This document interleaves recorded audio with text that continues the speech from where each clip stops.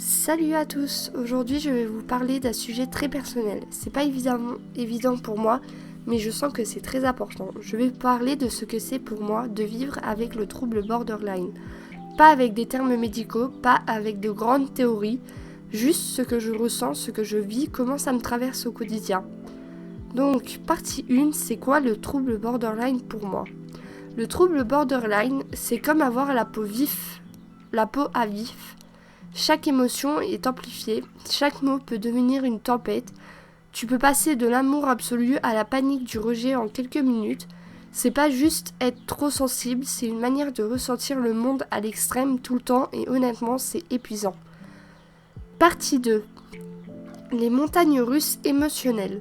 Je peux me sentir super bien et l'instant d'après avoir l'impression que tout s'écroule. Une parole mal comprise, un message sans réponse. Et j'ai l'impression de ne plus exister. Il y a ce besoin intense d'être aimé, rassuré, compris, et en même temps cette peur constante d'être abandonné. Alors, parfois, je m'accroche trop ou au contraire, je repousse les gens avec ce qui me fait du mal, avant qu'ils me fassent du mal. Partie 3. Les relations, c'est un défi constant. Aimer, pour moi, c'est puissant, mais c'est instable.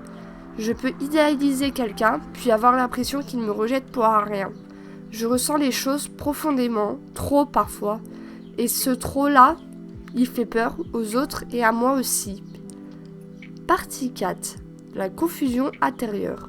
Il y a des moments où je ne sais même plus qui je suis, ce que je veux, ce que je vaux, ce que je ressens.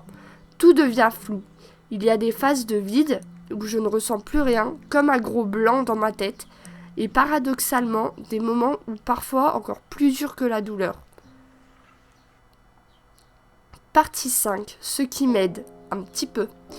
Heureusement, je ne suis pas que ça. Petit à petit, j'apprends à me connaître, à poser des mots sur ce que je vis.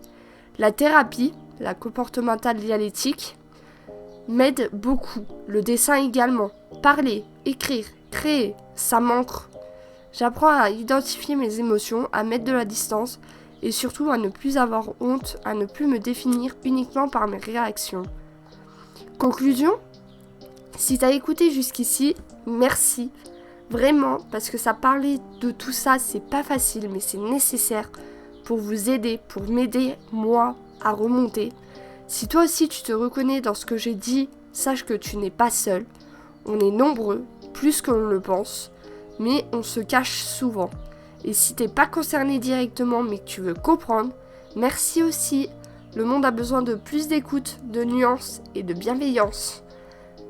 Donc, appel à l'action. Dis-moi en commentaire si tu vis quelque chose de similaire ou si tu connais quelqu'un qui traverse ça. J'aimerais que cet espace soit un endroit de partage sans jugement. Pense à t'abonner si tu veux plus de vidéos sur la santé mentale, l'émotion, le dessin, tout ce qui touche à l'humain. Et partage cette vidéo à quelqu'un qui pourrait en avoir besoin. Prends soin de toi, toujours, et des bisous.